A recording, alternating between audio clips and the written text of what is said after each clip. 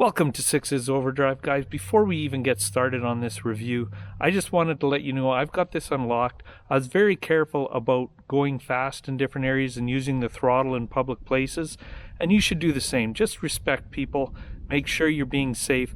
This bike will do fine in its locked setting of 30 kilometers an hour.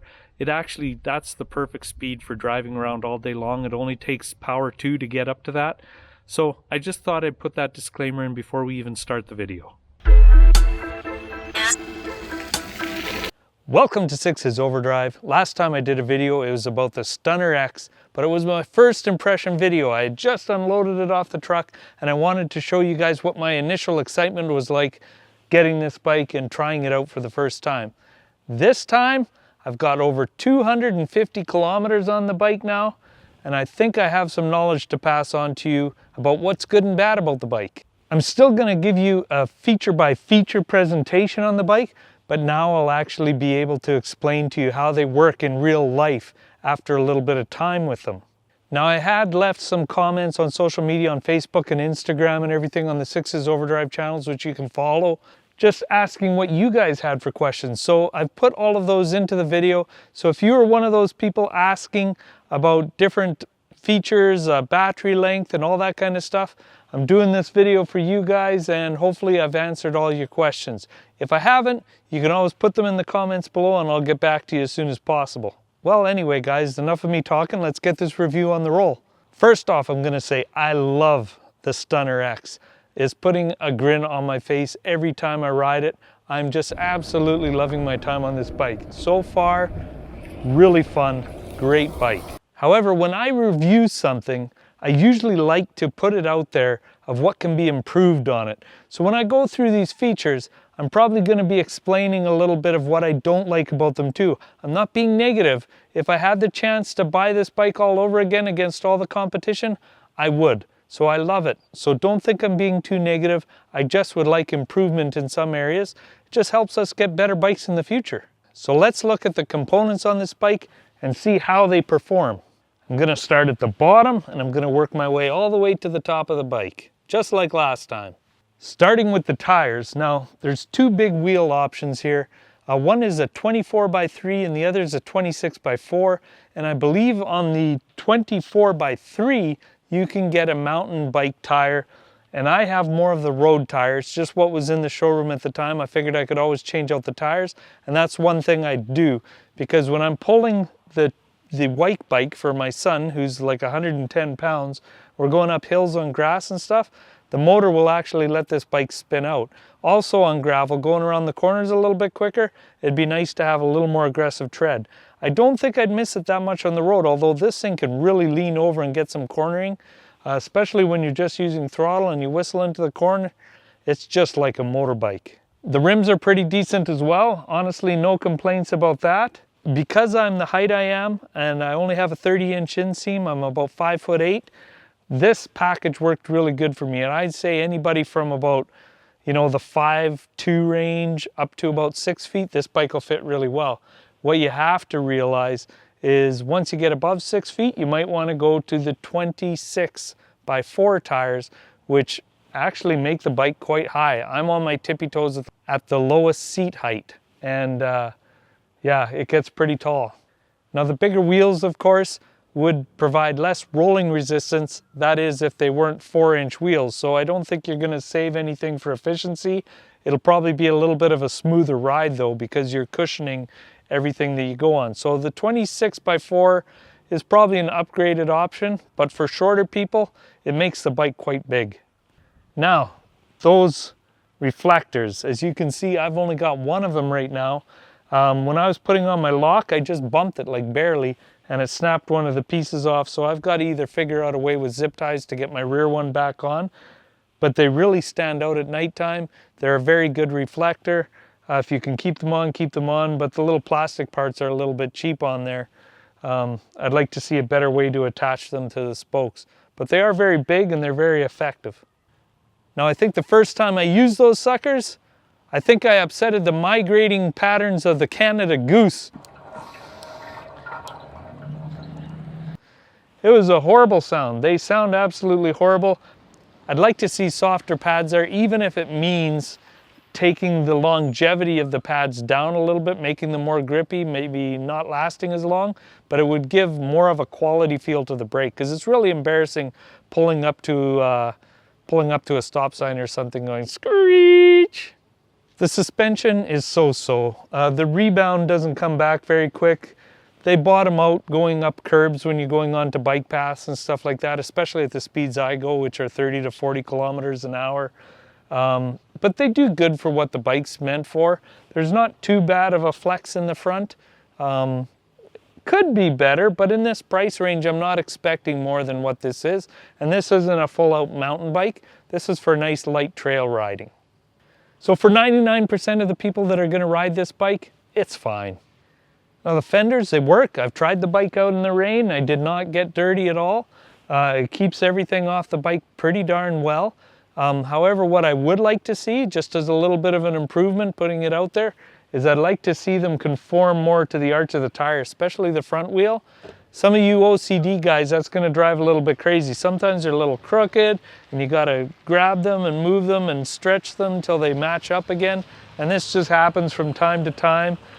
They seem like a little bit of an afterthought, but that's like almost every bike in this class is like that. They kind of throw on these fenders with these little cheap brackets and stuff, and they don't always match up. They don't always conform to the wheel. It's not much, but it could be improved. Now what I and a lot of other guys have found is the crank set. The cranks are a little bit low to the ground. When you go around a corner, they tend to drag. Now this is a common occurrence amongst cruisers, but mountain bike guys won't be that used to it. Just got a phone call I gotta ignore. So that's about it for that. You can't really make the cranks any shorter. They're pretty short as it is. They're a nice balance, but oh, nice bike ride. See you later, Neil. I gotta do that this afternoon yet. The pedals are big and grippy, really nice for keeping your feet on the pedals. Now, the motor that's right here in the middle, this mid-drive motor, that's a beautiful motor. I really love it. It provides lots of power, lots of torque, lots of high-end power. This bike will do 50 kilometers an hour. It'll also pull just about anything up a hill. It is really nice. It really, really goes. That's a beautiful motor. It takes a bit of power to run it, but it's a beautiful motor. As I said before, this is a mid-drive as compared to a hub drive. Some of the Stunners come in hub drive. If you're a person that has never really ridden much bike before and you're just kind of starting out and you want it as simple as possible, you're not the type of person that goes up and down through the gears regularly, then a hub drive is probably more your bet. So don't look to the Stunner X, go to the ones that have the hub drive in the back, especially if you don't need to pull anything like I need to. The mid-drive though is very nice if you're used to mountain biking or shifting gears on a regular basis. That's the most efficient way that you can have your electric drive motor at this time. That is generally what people want that are avid bike enthusiasts, is the mid-drive, because it's got a full range of power. You're really utilizing the power of that motor when you're combining it with the gears. The hub drive is one speed all the time, very simple for people to use, but for people that are serious about climbing and pulling and putting lots of torque on their drivetrain, the mid-drive is the way to go. I'll explain a little bit more about that later. We'll actually go for a bike ride and show you the difference on how you would ride a mid-drive compared to how you would drive on a hub drive. Battery life is decent. I don't know what to think. Usually when you see battery life on anything, they overestimate what they're doing. And this one at the high end is 75 plus. Now I can't reach 75 plus no matter what I pedal and what I do with the bike. Maybe I drive too fast. Maybe I should be in first gear all the time to get that 75 plus or something like that. But the best I can do is 50 to 60 kilometers. I would have liked to even see 60 to 70. If I would have bought the original 14 amp hour battery, I think right now I'd be down at the shop trying to buy another battery that was bigger and then having that as my spare to get home. Because right now 50 to 60 on a long day bike riding, like when we go to the mountains, we'll go between Canmore and Banff, and that's 23 kilometers one way. Then on the way back, am I going to be running out of battery because of all the hills and everything down there? I don't know. I don't know what to think about that. It's borderline. It's borderline of what I should do. I guess I could have went to the 21 amp hour, but then you're talking over $1,000 for your batteries. When you go look at that headlight, I got that running. It was not set up from the factory quite right. I had to change the terminals around. Then I had to figure out on the display how to actually turn the headlight on, because there's no headlight button. You have to hold the power button down for a while. Not the power button, sorry, but the plus button. That light is just to be seen. When you put it on at nighttime, it's really dim. It's not worth lighting up the road at all. It's just so people can see you. Maybe if you're on a dark trail or something, but when it's dusk and stuff, I can't even notice it. There's other options.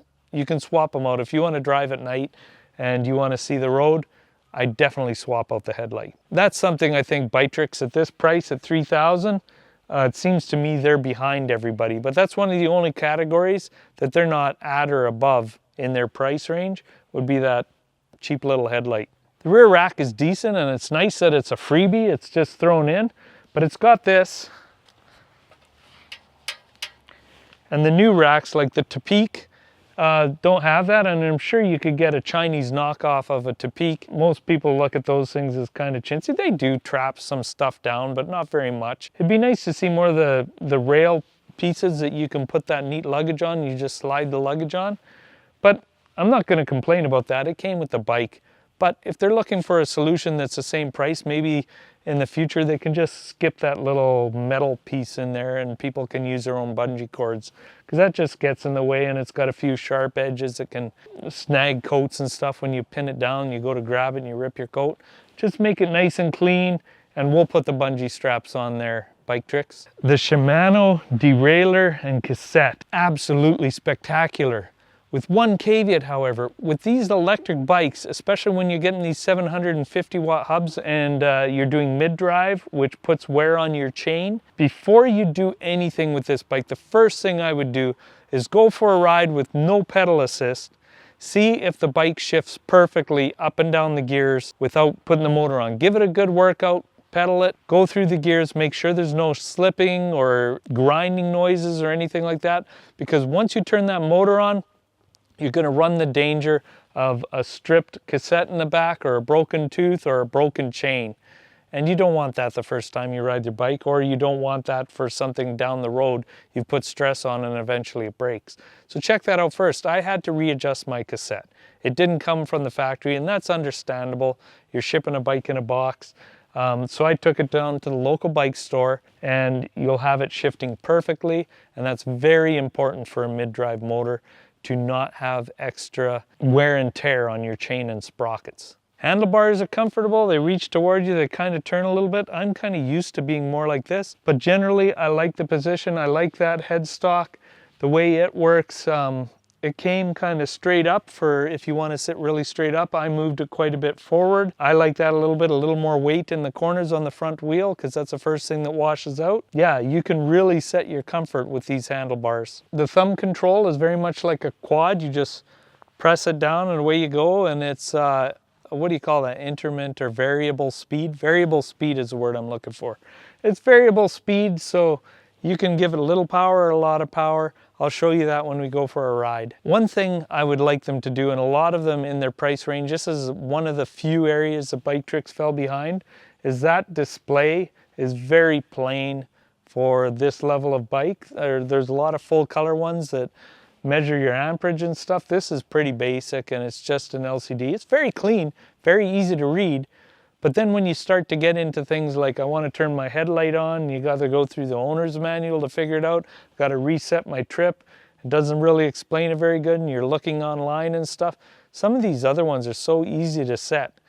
And it'd be nice to have that in this level of bike. You're paying $3,000 Canadian for this bike. It'd be nice to have a nice display, show off to your friends. I understand there's worse ones, but there's also better ones. Now back to that thumb throttle. One thing I really learned about this bike, and I'm going to throw in here, is at level 0, that thumb throttle still works. Now I found this out the hard way, because I had the bike, I went to bring it inside a liquor store, and the lady said, oh, I'll park it for you. And before I even had a chance to tell her that it's an electric bike and it's heavy, she grabbed hold and she accidentally bumped the thumb controller, and she took off across the store, literally getting dragged by the bike with the front wheel up in the air. It's that powerful. Ran over another lady, knocked over a bunch of wine bottles. Very dangerous when this thing is just left around kids or something. Turn the power off when you get off the bike.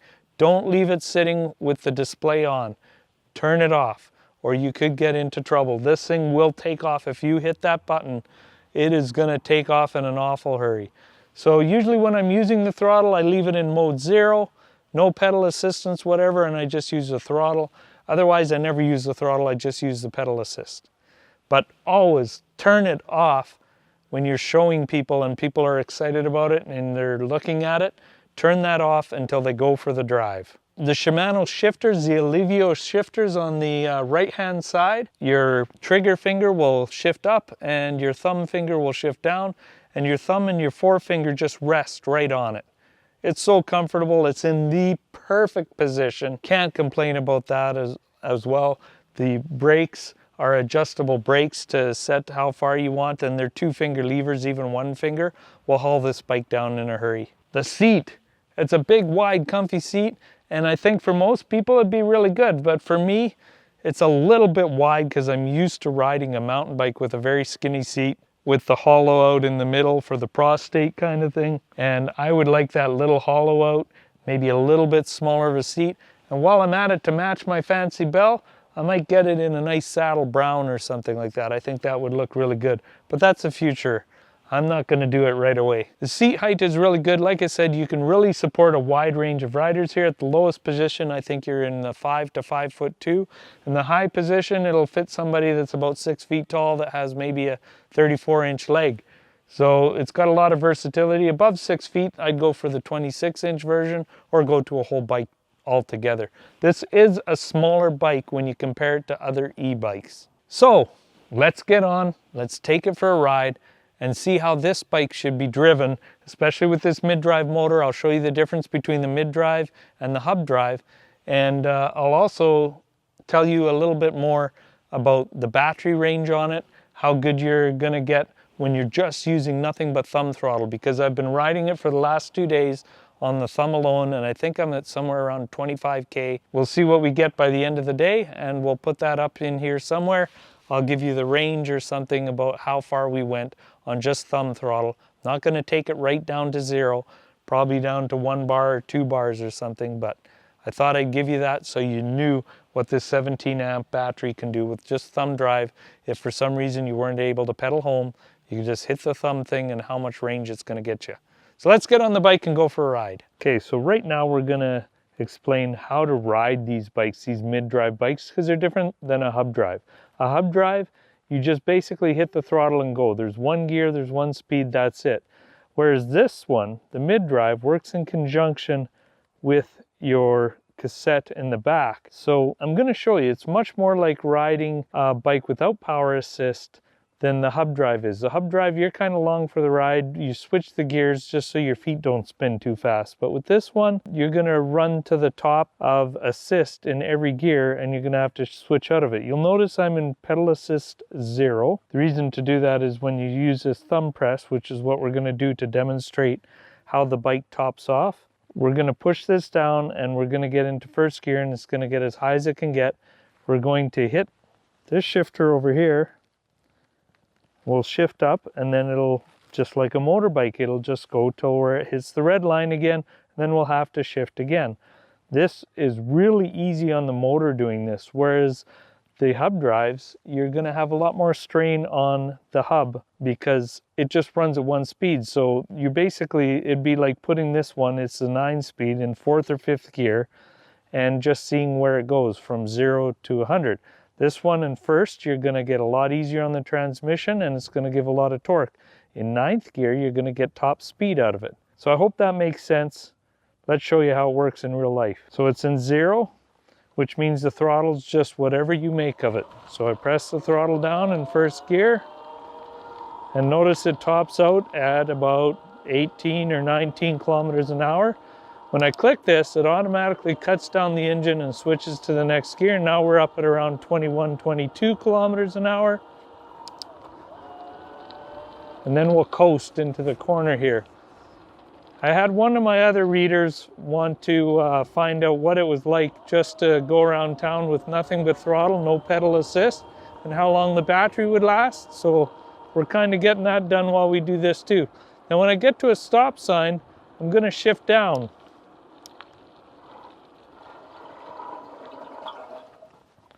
All right, and then we'll just hit this pedal assist to take off again.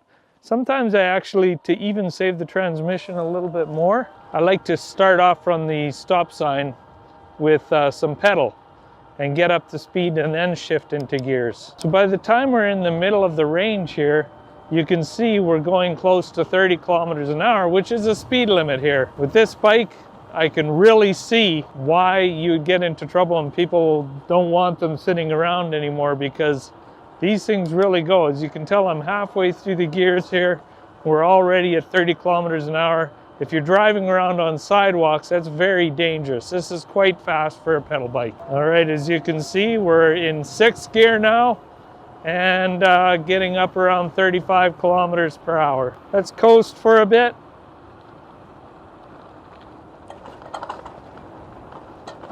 This is where you might want to downshift a couple times, spin your pedals, and then do it again.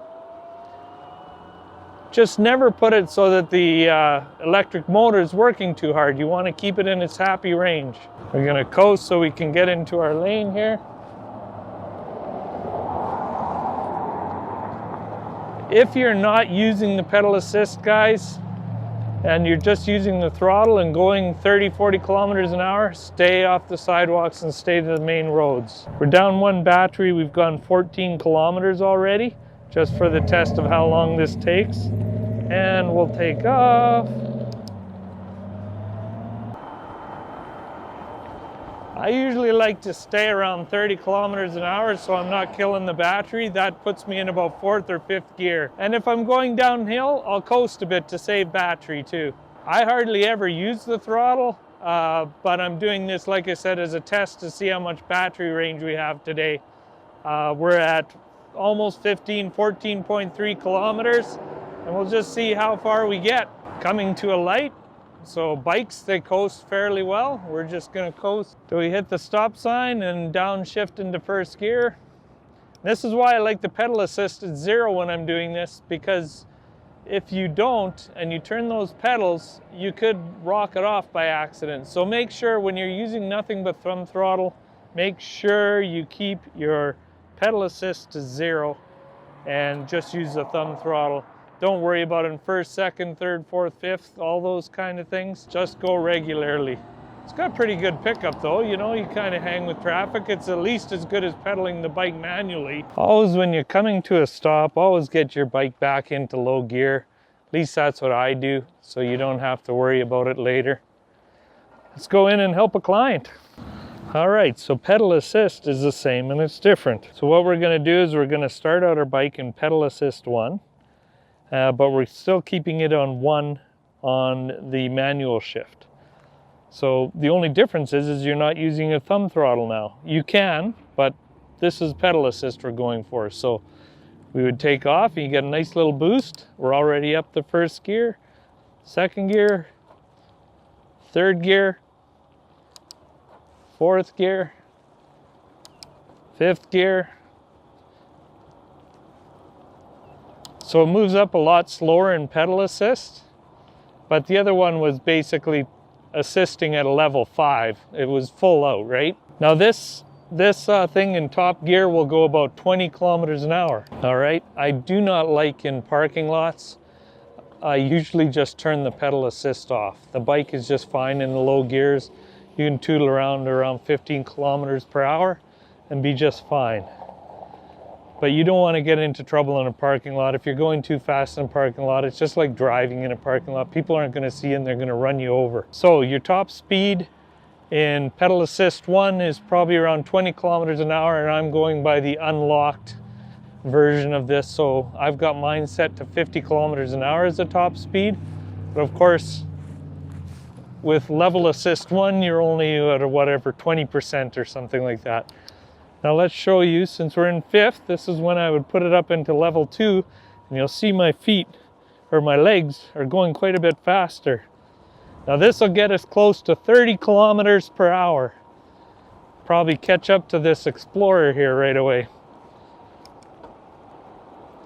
If you've got the bike unlocked, level 3 is pretty fast already. You're getting close to 40 kilometers an hour. And see, we're at 30 right here, 29.6.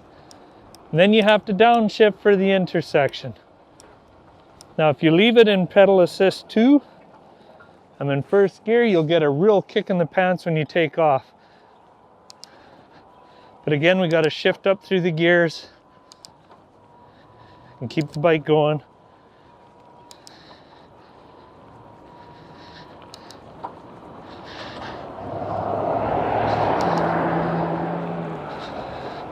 There we go. So pedal assist 2 unlocked is what I like to use all the time. 30 kilometers an hour is a nice cadence for the legs, and it works really well. Really well. If you start going faster than this, the bumps and everything, the bike is shaking and rattling. It's sketchy. It's still good enough on like nice pavement like this, but when you start hitting bumps and stuff, it gets really sketchy. Now if we go up to third, you'll see how quick my legs start going. And the speed will go up considerably. So I don't even see the need for fourth. Like, your legs are just fine at this speed. Let's take her down. And pedal assist 3, we take off really fast. See how quick my legs go in the low gears?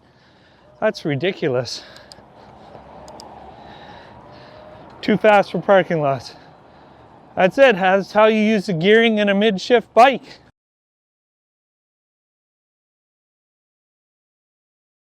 All right, one of the best tests that I can show you guys is how well this thing pedals with no pedal assist. So just like a regular bike, it's actually a pretty nice bike. What I'm gonna do is I'm gonna go down a slight downhill here.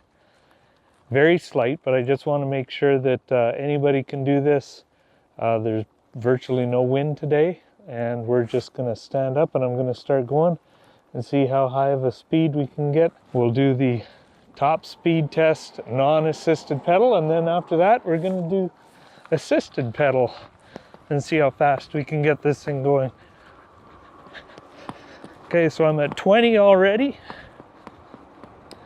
I'm just gonna relax a little bit because we're going uphill, holding at about 25 kilometers an hour. Okay, here we go. This is gonna be the slight downhill now. And here I go.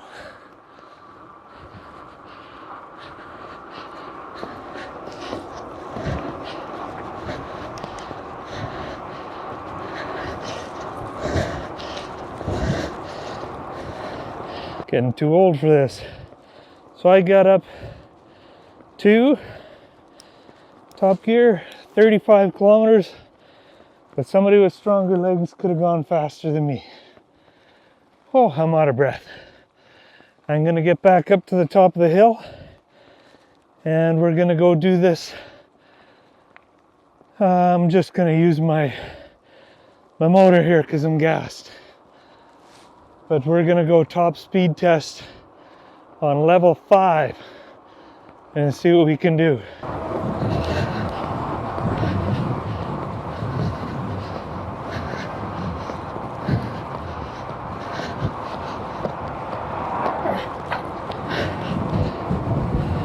Whew. Oh, there you go. I'll check it back there, but I was kind of concentrating on the road. But I'm pretty sure we got like 48.9 or something like that. So within a kilometer, no wind helping me, not really much of a hill. You can see this is pretty flat here.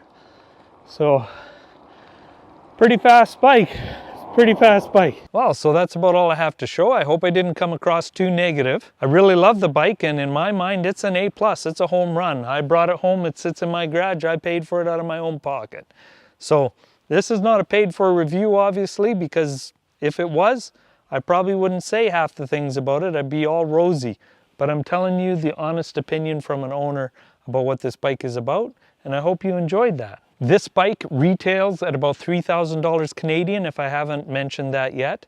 And I figure for the price, it's right in the mix. One of the main reasons I bought this is because BikTrix has a good reputation, and from what I can see, they're gonna be around for a while.